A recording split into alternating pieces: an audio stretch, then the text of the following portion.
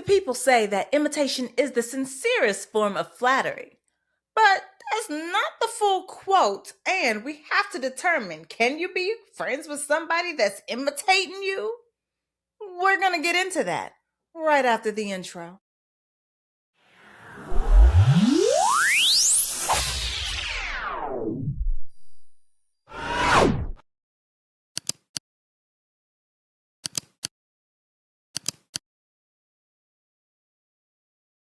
And welcome back to another episode of the Daily Donna with me, your host, Dr. Donna Oriowo, sex and relationship therapist in the Washington, D.C. metro area, helping Black women feel free, fabulous, and effed. I am also the author of Drink Water and Mind Your Business, a Black woman's guide to unlearning the BS and healing self-esteem. And in order to really unlearn the BS, you have to be rooted in what these things actually say, what they actually mean. When we hear things like imitation is the sincerest form of flattery, it makes us think that it's okay if people are imitating us. It makes us think that, oh, okay, that just means that they really like us. Imitation is for children. Children learn social learning theory. They learn by watching. They will do the things that you do. They will not do the things that you say. But what happens when that thing is not your child, but your friend? When that thing is your lover, maybe. Can you be friends? Can you be lovers? Can you have a good, strong, healthy, safe, and sane relationship with somebody who is imitating you? Let's start with this. Number one, let's get to the whole quote. The full quote is, imitation is the sincerest form of flattery that mediocrity can pay to greatness. Now, I don't know about you, but I immediately thought of several instances where someone in all their mediocrity is pretending to be something that they're not. There is a whole litany of people outside right now pretending to be Black. A whole lot of them, almost a whole race, as it were, pretending. Why? Because they feel their own mediocrity. And the only way for them to feel even proximity to greatness is by pretending to be it. How does that work within your one-to-one relationships? Because that was very macro. Now we need to go ahead and bring it back to the micro, to the me and you level, to the one-on-one level, to the you can see these person in their ice level. And I would say that I think that some of it comes from the conversation that we had yesterday, this video here, where we talk about a little bit about, can you be friends with somebody that's jealous? Can you be friends with someone that's envious? Because asking the question whether or not you can be friends with someone that's jealous was, I think, the wrong question. I think we mean to ask, can you be friends with someone that's envious? Someone who wants the things that you have. Now, I said yes, with caution. It's a yellow light, but it's still yes. Move forward, proceed with caution. That is a moment for y'all to have conversations, to get on the same page, to be able to name what the feelings are, the feelings underneath them, to know what happens in your body, what thoughts you think, and to know what behaviors tend to accompany that behavior or that feeling, so that you can choose behaviors that are more supportive of your relationship and also supportive of your humanity at the same time. Because enviousness and jealousy are simply human emotions. And as long as you're a human, you're probably going to experience them. Not to mention that we do ourselves a disservice, as well as others, when we say that these type of emotions are the wrong type of emotions to experience. But that's not what we're talking about now. What we're talking about now is that place where they don't want what you have. They want you. They want to be you. They want that. We're talking, baby, that's different. That's different. That's different. That's different. So on that one, it's, can you be friends with someone who wants to be you? Is this a red flag, a green flag, a yellow flag? This is a red flag, friend. You cannot be friends. You cannot be in a relationship with someone who wants to be you. We're going to talk a little bit about why. For me, the primary reason is erasure. Someone who wants to be you doesn't want to be the imitation, or at least they won't want to stay being the imitation, right? Like, imitation crab is great and everything, but it will never be crab, right? It will never be what came from the ocean. It's always going to have its own texture, its own feel, its own color, a little unnatural, and its own taste, right? It has its own thing, its own way of being. when someone is imitating you, it means they're trying to get as close to being you as they possibly can be, short of cutting you out of your skin. Except that the person who wants to be you, they're not this they're someone said that it was like the spirit of enviousness. And that the spirit of enviousness is most destructive. And I would like to say yes and no, right? I don't know that it is the most destructive emotion. I don't think that most emotions are all that destructive. It's the behaviors that are destructive. Emotions are neutral. However, what you do with that emotion, now we're talking about some other stuff. This is envy taken to a completely different extreme. This is, and it cannot even just be envy, it could also be jealousy. That there could be both in there, in that they want what you have, envy, but also they don't want to lose whatever they believe that they have with you, jealousy. So both of those things can inspire, I would say, quite violent behavior, depending on what else shows up when someone is saying that they feel enviousness. But what comes with someone who wants to be you is erasure. And it's twice the erasure. It's not one time the erasure. So what I mean by that is, firstly, if they want to be you, they're first erasing themselves. Someone who wants to be you is not well acquainted with themselves. They don't have good self-concept. They don't have good self-esteem. You need concept. You need to know who you are to have self-esteem, to like who you are. And a person who wants to be you can't have those and still want to be you. It means that they are lost in their own self-concept and they are vacant in their self-esteem, which is to say they don't have it. Now, if you remember, there's a framework for self-esteem. You have your secure self-esteem, you have fragile self-esteem, you have your damaged self-esteem, and you have vacant self-esteem, or it's just not there. Insecure self-esteem, they ain't got it. Someone who doesn't have it has to be you. Someone who they don't feel any type of way because they don't know who they are, they are more likely to imitate someone else. Because they don't know who they are, they only know what you are, and they may admire the thing that you are, they may admire the way that you show up, they may like it, but also it can be destructive in that they can like it and still want to erase you at the same time. Like I said earlier, the chief example, there are the powers that be that really want to erase Black people, want to really erase the contributions of Black people from this planet, who want to erase everything that Black people have been able to accomplish, how much earlier African nations were able to accomplish it, and attribute all things good in this life and in this world to white folk. And that is erroneous to the nth degree, right? But when you've already gone on a war campaign to erase what someone else has created, you can then reattribute. You can change the attribution. And that's the same thing that happens when someone is imitating you. When they're imitating you, they're often removing the attribution. This is not admiration, or it is admiration mixed with fear, mixed with a corrosive level of envy, mixed with anger, the desire to remove you as an entity at all so that they can be you, and then likely to believe themselves better than you. I worry about the person who wants to be you, because at some point that person may become violent with you. I know that probably feels like I done went too far, but hear me out. There was this episode of Charmed. I don't know if you are a person who used to watch Charmed.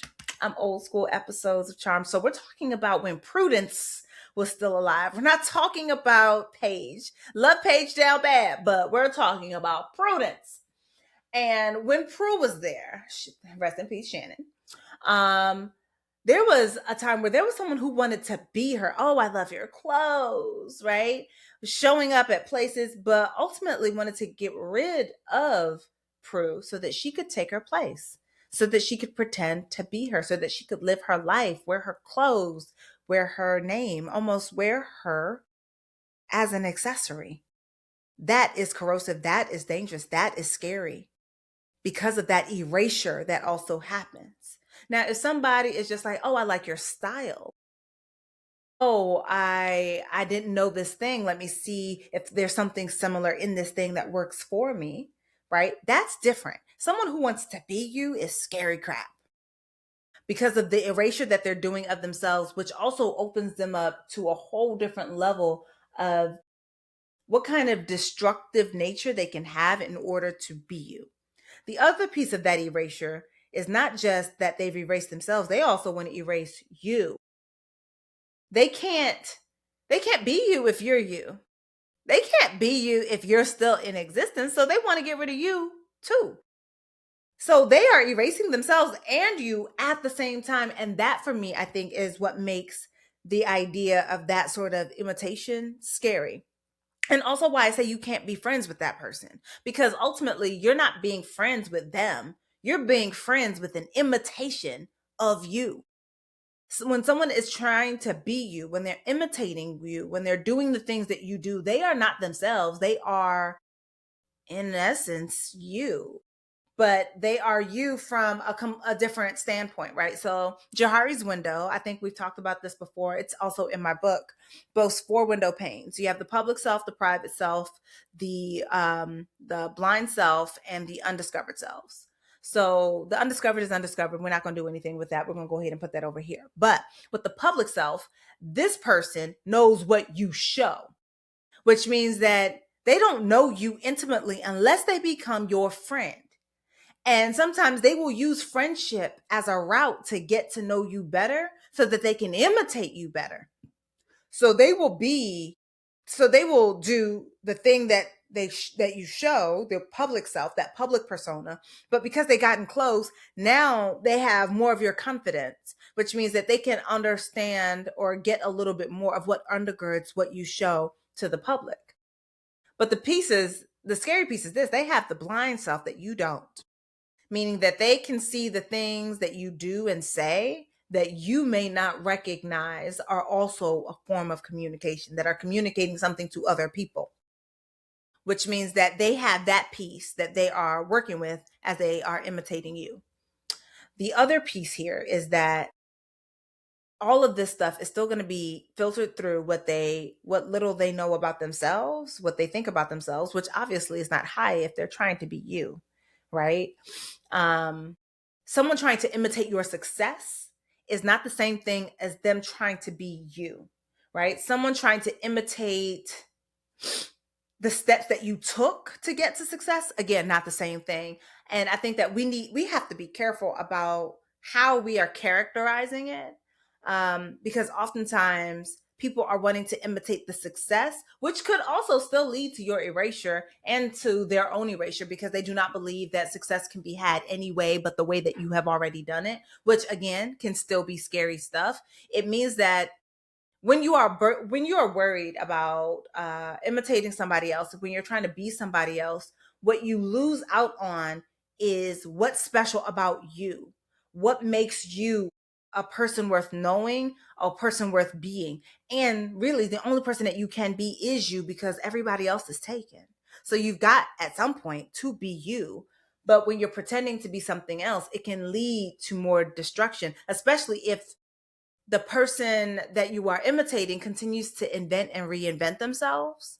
So maybe you continue to be the old version of themselves, and now you need to change up every time they change up. That's too much. That's not you. And the thing is, a lot of us are into a space of imitation. And I think that some of it is because we feel insecure in who we are and we believe that someone else out there is better than us. And the thing is, the person out there is just like you in the sense that they had to learn who they were and they had to live who they were. And I wonder what you would be if you weren't trying to imitate them. For those of you who are being imitated, that's scary. Um, can you be friends with a person who wants to be you? I think that that's a conversation that you can have, depending on whether or not that's a relationship you want to keep. But for me, that's a red. That's a red. That is a stop. And I would say that my view of a red, yellow, green, particularly when it comes to red, is that red doesn't mean stop forever. It doesn't mean you never move forward again. Things don't stay red the entirety of their lives. All things change, all things fade, because all things are things. So there will be some level of change or progress or whatever within the life. But the stop is really stop, consider, reconsider. Maybe y'all need to put a pause on whatever relationship y'all have, because I don't know that you know them. I think that you know how they see you, which is not the same thing. And I know that for some people, someone pretending to be you is flattering, particularly if you don't see any great stuff about yourself either. When your own self esteem is damaged or fragile and someone is pretending to be you, when someone is imitating you, it can feel flattering. It can feel like, oh, so I'm not whatever you thought you were in the first place. Be careful, because that person is erasing themselves to pretend at being you. And at some point, you become a thing that also needs to be erased. That's my 1 cent, 2 cent, a dollar on whether or not you can actually be friends with somebody who wants to be you, who has basically named themselves as mediocre and has named you as greatness. I think that history has shown us the level of destruction that can happen when someone wants to be you. I think that not only do we see it in the culture of the white supremacist delusion, we also see it in male supremacist delusion. Um, Men want women to be peacocks, to flash our bright colors, and to do our lashes, and to be pretty and noticeable so that they can choose us, when that is literally the opposite of nature. Right? There was a time where you named a child based off the matrilineal line, because that's the line that makes sense, because what they say, mama's baby daddy's maybe, right? It's the thing that makes the most sense. But men have wanted to be women so hard, or to be what they believe, whatever it is that they believe that women have that they don't have, so hard that it's created the patriarchy that is destructive, not only to themselves and among each other, but also to our planet. In that we have horticultural sexism, and that sexism kind of just finds its way everywhere. It's medical sexism, it's everywhere. When somebody is trying to be you, they erase you. They erase your contributions. They don't see you clearly. They see what they want to see about you, and they certainly can't see themselves. That person, I think, is scary to be in anything with. They don't know who they are. They can only assume who you are. They see it, they like it, they want it, and they want to consume it. And the scary thing about someone imitating you is that you are now a consumable. And at some point, you will be finished, which means you become throwawayable. Right? There are pieces that people will eat, and then there are pieces that we throw away. And when you become the thing that someone imitates, you become a consumable. And at some point, they would have eaten their fill, drank their fill, and they will throw away the bottle, or they will throw away the bones. That will be the carcass of whatever is left of you. Now, I'm not saying that that means that you can't rebuild or re-go or regrow or redo, but I find it to be quite disturbing, and I would say that that's someone needs to be in therapy. Someone needs additional assistance. Finding who you are and being who you are feels like one of the requisites of life. So someone being someone else, I think, makes it all the more scary, all the more destructive, and I feel like you need only look outside to see it. That's my 2 cents. Let me know yours.